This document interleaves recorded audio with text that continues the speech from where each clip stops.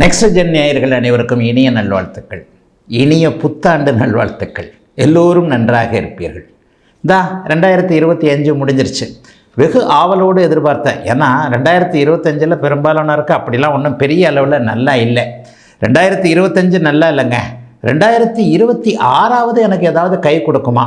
இன்றைக்கி இருக்கிற பிரச்சனைகள், பலவிதமான பிரச்சனைகள். ஒருத்தருக்கு ஒரு பிரச்சனை இல்லை. வேலை இல்லை, தொழில் இல்லை, வியாபாரம் இல்லை, பணம் இல்லை, குடும்பத்தில் நிம்மதி இல்லை, குடும்பமே இல்லை, அம்மா சரியில்லை, அப்பா சரியில்லை, ஹெல்த்து சரியில்லை, கடன் இருக்குது. இப்படிப்பட்ட பிரச்சனைகள் மனிதனை சுற்றி பலவிதமான பிரச்சனை. இந்த பிரச்சனையில் ஏதாவது ஒன்று 2020 அப்படி 26 அப்படியே கை கொடுத்து தூக்கி விடுமா, பிரச்சனைகளை தீர்க்குமா, கொஞ்சம் நல்ல விதமாக இருப்பேனா என்கின்ற ஆசை எல்லாருக்குமே உண்டுங்க. சரி, இந்த வருட பலன்கள் எப்படிங்க சொல்லப்படுகிறது? வருடாந்திர கிரகங்கள்னு சொல்லப்படக்கூடிய குரு பயிற்சி, சனி பயிற்சி, ராகு கேது பயிற்சி, இந்த 3 பயிற்சிகளை வச்சு தான் முக்கியமாக வருட பலன்களை சொல்கிறோம்.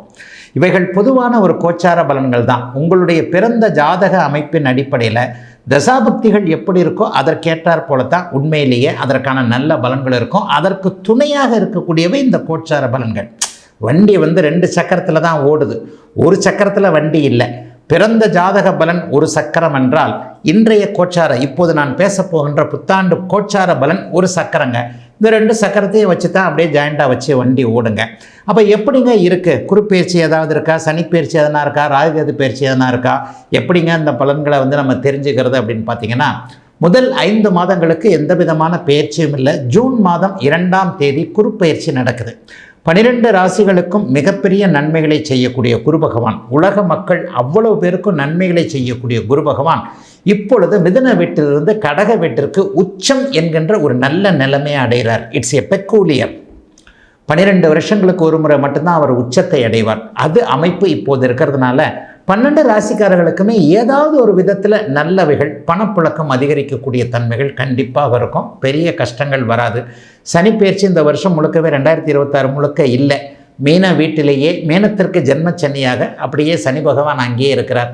ராகு கேது பயிற்சி டிசம்பர் மாதம் 5ஆம் தேதி நடக்குது. அது கடைசியில் நடக்குது. அதனால் இந்த வருஷத்தில் பெரிய தாக்கம் எதுவும் இருக்காது. அடுத்து இந்த வருடம் முடிய போகின்ற 20 நாட்களுக்கு முன்பு ராகு கேது பயிற்சி இருக்கனால அதுவும் இருக்காது. ஆக குரு பகவான் மட்டும்தான். முதல்ல குரு பகவான் கடகத்துக்கு உச்சமாகிறார்.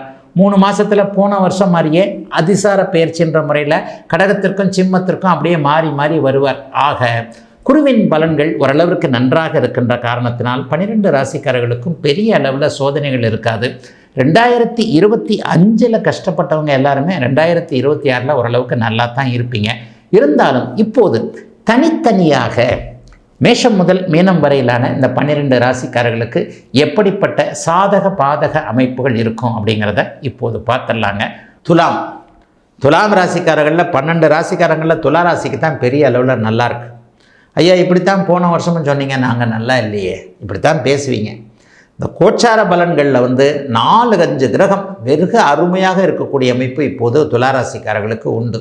வருட ஆரம்பத்திலேயே ராஜயோகாதிபதியான சனி பகவான் 6ஆம் இடத்துல எதிர்ப்புகள், கடன், நோய் தொல்லைகளை அப்படியே அடக்கக்கூடிய விதமாக இருப்பது யோகம். வருஷ ஆரம்பத்திலேயே இந்த வருஷப்பிறப்பு அன்னைக்கு ராசியும் ராசிநாதனும் குருவின் பார்வையில், குரு 9ஆம் இடத்தில் இருக்கிறது அதை விட பெரிய யோகம். லாபஸ்தானம்னு சொல்லப்படக்கூடிய 11ஆம் இடத்துல அந்நிய மத இன மொழி பேசக்கூடியவர்களை குறிக்கக்கூடிய கிரகமான கேது பகவான் வலிமையாக இருப்பது அதை விட பெரிய ஒன்று யோகம். ஆக 3 ராஜ கிரகங்கள் நல்ல விதமான அமைப்பில் இருக்குது. வருட ஆரம்பத்தில் சுக்கிரனும் ராசியும் அப்படியே குருவின் பார்வையில் இருக்கிறது பெரிய ஒன்று. உற்சாகம், புத்துணர்ச்சி போன்றவைகள் கண்டிப்பாக இருக்கும். மறுபடியும் ஒரு பலனை நான் நிச்சயமாக சொல்லுவேன். என்ன சொல்லுவேன் அப்படின்னு சொன்னால், நல்ல நேரம் வந்துருச்சுன்றதுக்காக கால் பெருவிரல் கூட தெரியாத அளவுக்கு போர்வையை அப்படியே இழுத்து பூத்திக்கிட்டு வீட்டுக்குள்ளே படுத்துக்கிட்டு இருந்தால் ஒன்றும் நடக்காது. யாரும் 500 ரூபா நோட்டு கட்டை வச்சு உள்ளே வச்சு சூட்கேஸ் நிறைய அப்படி வச்சுக்கிட்டு வாசலில் வச்சுட்டு போக மாட்டாங்க. யாரும் ஓட்டை பிரிச்சுக்கிட்டு தங்க கட்டியை பொத்துன்னு மடியில் போட மாட்டாங்க. நம்ம உழைச்சா நமக்கு காசு, நம்ம முயற்சி பண்ணால் நமக்கு காசு. இத்தனை வருஷத்தில் இல்லாத அளவிற்கு, ஒரு 10-15 வருஷத்தில் இல்லாத அளவுக்கு 2026 நல்லாயிருக்கும். எப்படி நல்லாயிருக்கும்? உங்கள் அளவுக்கு என்ன முயற்சிகள் நீங்கள் பண்ணுறீங்களோ அதை விட ஒருபடி மேலான, நீங்கள் பண்ணுற முயற்சிகளை விட ஒருபடி மேலான அமைப்புகள் இப்போது கண்டிப்பாக துளாராசிக்காரர்களுக்கு உண்டு. 100 ரூபாய் அதுக்காக 100 ரூபாய் சம்பாதிக்கிறவர் கோடியில் சம்பாதிப்பார்லாம் சொல்ல முடியாது. 100 ரூபாய் சம்பாதிக்கிறவருக்கு 1000 ரூபா கிடைக்கும். 1000 ரூபா சம்பாதிக்கிறவருக்கு 10,000 ரூபா கிடைக்கும். 10,000 சம்பாதிக்கிறவருக்கு லட்சம் கிடைக்கும். லட்சம் சம்பாதிக்கிறவருக்கு 10 லட்சம். இப்படி 10 லட்சம் சம்பாதிக்கிறவருக்கு கோடி கிடைக்கும்.